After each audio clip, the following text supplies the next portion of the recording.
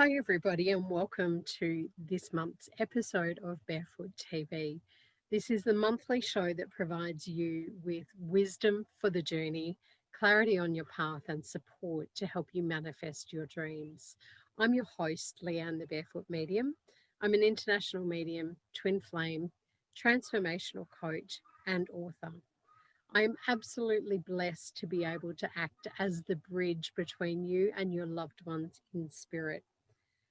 I also help people to be able to step into conscious relationships and sacred union with soulmates or twin flames, and to look into the mirror of their soul to experience powerful shifts, transformations, and change so you can confidently align with the universal energies and manifest the vision for your life that your soul needs, wants, and desires.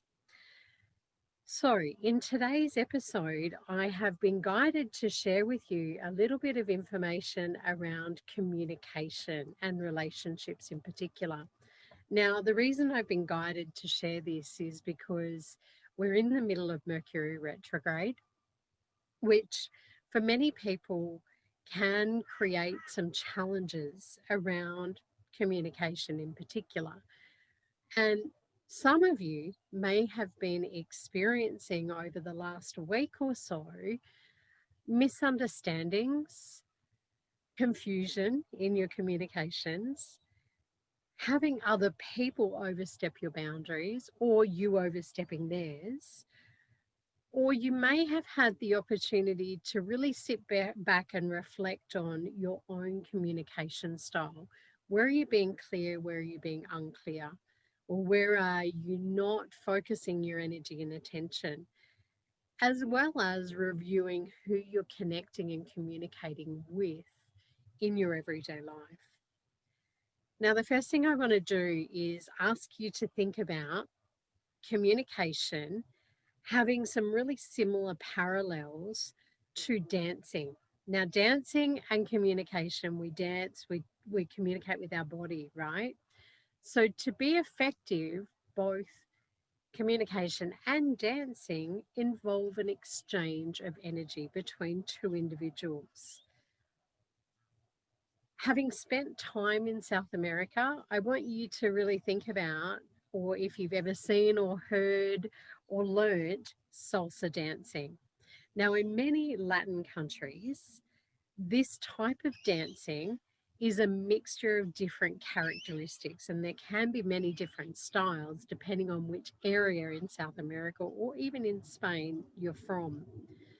So, the different characteristics are things like timing, the steps, the directions that you move in, the patterns that your feet or your arms move in, the way your body moves, the attitude that you have as you are taking those steps and performing that dance, as well as any influences, whether it's outside of you or within that couple or that pair that you're dancing with, as well as the way that partners hold each other. So there are the different characteristics, right? And I want you to really think about, just like salsa dancing, each of us have different characteristics, different styles, and different preferences for how we communicate in our everyday lives and with those close to us or, just those that we come across based on our life experiences, our cultural background, our education, family dynamics, and the position that we hold in life, whether it's our career or our work position that we hold, as well as our awareness and willingness to learn and grow. Like an effective dance, both partners must be able to hold space for successful communication to occur. Now, what does that mean? Hold space. So, some of you may have heard of that. What that means is both people must be willing to trust. Doesn't mean you have to know how. Willing means you're willing to learn, to trust and support each other. You have to allow the body to make the necessary movements. You have to have confidence to stay in the flow with each other and in time with the music, as well as to give and receive from each other in balance. So your communication needs to have different ingredients or different characteristics in the same way. You can start using these different styles and characteristics and even ingredients in your communication in your everyday life to support you in creating and engaging in more conscious, connected conversations and to allow you to dance with those who cross your path in the way you communicate. Now, to do that, Spirit's really asked me to share with you four of the main seven characteristics or the key ingredients that create that space for successful communication to occur. Now, the first one is presence. We have to make sure that we're present and we're in the moment, in the now, focused in this moment. And when we're in this moment, we're not thinking about what happened yesterday or how someone hurt you in the past or what they said yesterday. Rather, we're thinking about the right now and what's being communicated back and forwards in this exact moment. We're also not thinking about what is to come. What do you have to do? What do you want them to do? What's your intention? What do you want to have happen in that communication? What's the outcome you're wanting to achieve? You're simply present and you use your breath to help you be present. So we slow down, we pause, and we're really conscious and present with each word that we're using when we're actually engaging in a communication in that space with our partner, who can be friend, family, partner, lover, colleague, client, or just anyone that you come across. Use your breath to bring you back into the present moment and to be present and conscious of what words you're using. The second one is attention. Now, intention and attention are really important in communications. And I'm sure you've all experienced having a conversation with someone when they're not actually paying attention to you. They might be on their phone, they might be on the computer, they might be watching television, they might be focusing on a child or someone else that's around them. When we're not able to give our full attention in a communication, it doesn't create the flow and it doesn't allow us to really hear and listen to what's happening.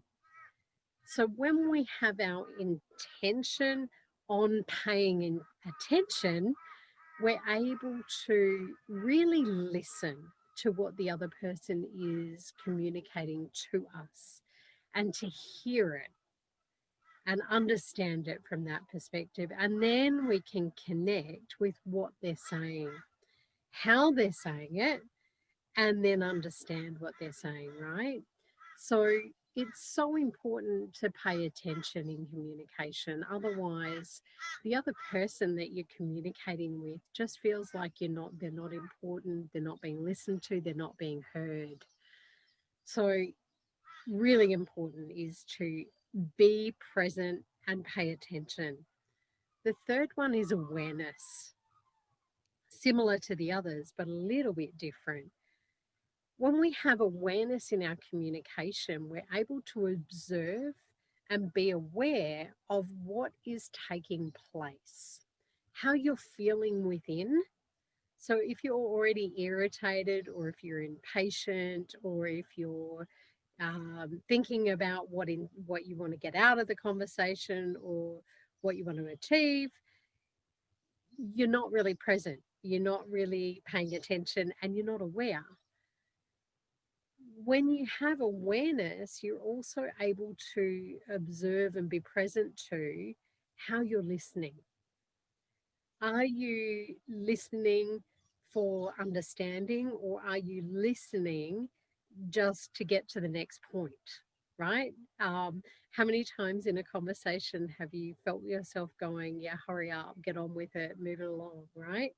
Um, how are we listening to the other person's story or what they're sharing with us or communicating?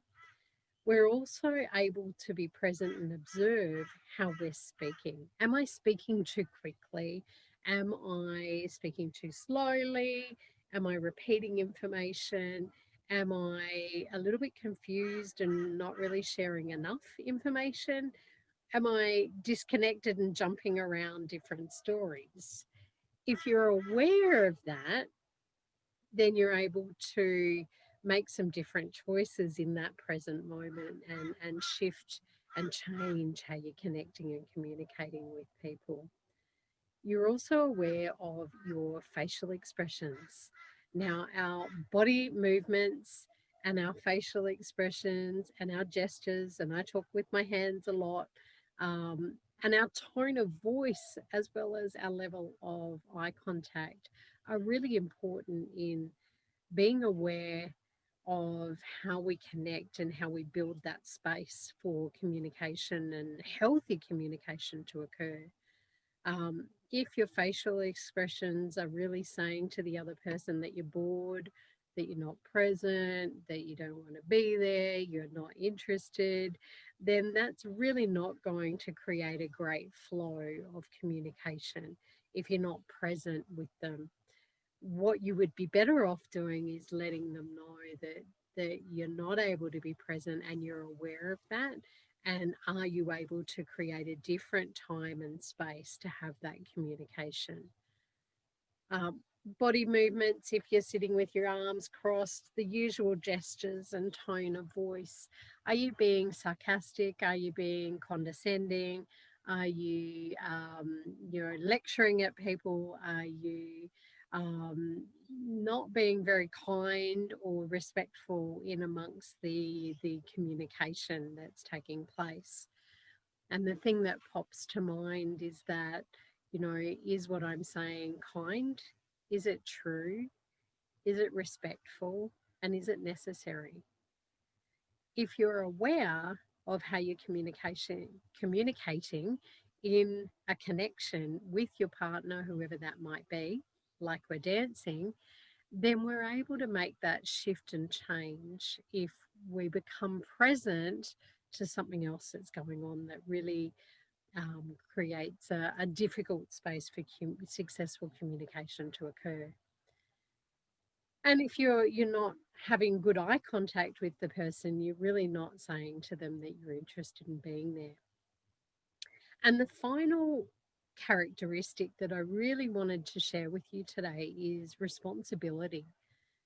When we're creating this beautiful sacred space to have a connection and a communication with somebody, or they are creating it to have with us, we have to take personal responsibility for improving that exchange of energy that's occurring, or improving that connection. And we do that by asking ourselves, how am I contributing to or not contributing to this communication or this connection? Am I communicating in health? Am I contributing in healthy ways, or am I contributing in unhealthy ways? Am I contributing in positive, uplifting ways, or am I contributing in negative, ways that pull someone back and put them down, and not feel good about themselves, or lowers their self esteem and confidence in amongst that? And, I'm sure all of you have experienced that at one point or another in your life. And when we take responsibility, we're able to also look at the way we're engaging with the other person, and the level of patience, trust, respect that we're showing them, or they're showing us, because it's an exchange. So, the communication relies on the person giving the information and then the person receiving it. And so if the receiver is being really impatient and saying to you, get on with it, how does that make you feel? And it's really important for you to take responsibility and own how you're feeling when that happens and to communicate it in loving, kind ways. And that might simply be, I feel like I need to rush at the moment. Is there somewhere else that you need to be? Or is there a better time that we can sit down and have this conversation when you're not in a rush? There's really healthy ways that you can communicate that and express that for people in your life. And the word trust comes in. If we don't trust the person that we're communicating with, or they don't trust us with the information that we're sharing, then there won't be a beautiful, sacred, safe space for that communication to occur. Um, and what's popping to mind is that if you communicate something in confidence with someone and they then go and share that with somebody else, that is not creating a trust within your communication with that other person. So you'd be really less likely to communicate or share with that person again, because there's no trust there. And I'm kind of being reminded or being asked to let you know that it's okay to discern and take responsibility for who you trust in sharing personal information with, and to really set some boundaries in place around that. And respect, you know ask yourself, what does respect look like, sound like, and feel like for you? And really have an open, honest conversation with someone about that, and invite them to share with you what respect looks like, sounds like, and feels like for them. That creates a beautiful, safe space to be able to go, I don't feel like we're able to respect each other in this space at this moment. And I'd rather step away and come back later when we can do that. Um, you are responsible for the communication that you have or that you engage in your world. So, take responsibility for that. And you're responsible for how you show up in that connection and what you allow in your communications and connections. So, once you're able to understand and embrace those four characteristics, you'll start being able to create that space for successful exchanges to occur and healthy communication to occur. Like when we dance, if you don't trust your partner, if there's not a safe, respectful, loving space created, then you're not going to dance well together.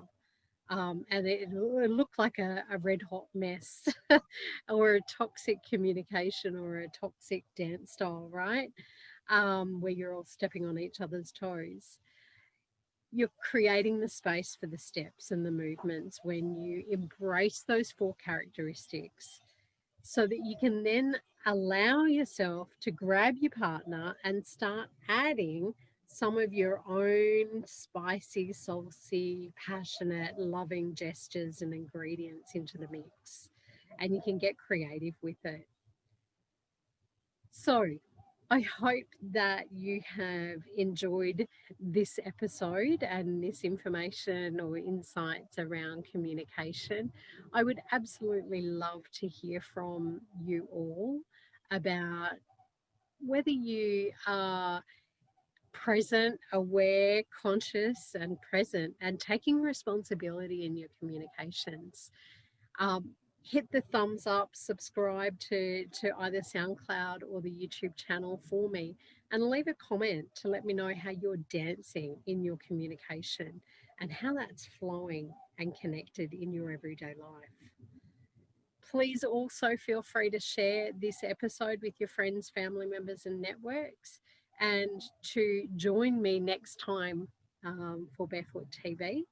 If you are interested in getting a little bit more help and support with your communication or setting boundaries or really taking responsibility for the energy that you allow within your space or clearing that out, then please reach out for a private one on one reading or even a full coaching program to help you really address and transform and shift and change some things in your life so that you can manifest the changes that you want in your relationships. Again, I'm Leanne, the Barefoot Medium. Please jump on my website, thebarefootmedium.com.au, and Facebook, The Barefoot Medium, Instagram, The Barefoot Medium, and also subscribe to my mailing list if you want to hear about all the beautiful, amazing specials that we have coming up and events that will be on next year into 2021. Thank you all so much, and I hope that you get wiggling those hips and moving those feet and swinging those arms and dancing with your partner in beautiful, successful, loving ways as you move forward this month. Thank you so much for joining me, and I'll see you next month on Barefoot TV.